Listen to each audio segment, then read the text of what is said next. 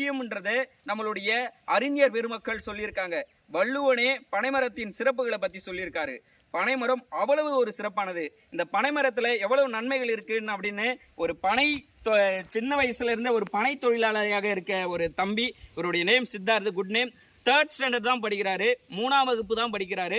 3ஆம் வகுப்பு படிக்கக்கூடிய ஒரு சின்ன பையன் நம்மளுடைய வாழ்வியலையும் நம்மளுடைய மண் சார்ந்த ஒரு விஷயத்தையும் பாதுகாக்கணும்னு சொல்லிட்டு உங்ககிட்ட பேச போறாரு. சொல்லுங்க தம்பி, பனைமரத்தில் என்ன நன்மைகள் இருக்கு?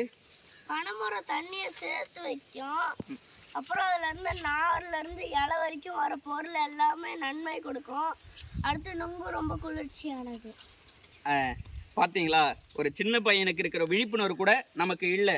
அதனால் இந்த பனைமரம் எவ்வளவு அவசியமானது, அதனுடைய முக்கியத்துவத்தை அறிந்து ஒவ்வொரு தமிழனும் ஒரு பனைமரமாவது நட்டு நம்மளுடைய வாரிசுகளுக்கு தண்ணீர் சேமிப்பையும் இந்த சமகால சூழ்நிலையும் உருவாக பனைமரத்தின் அவசியத்தை நீங்கள்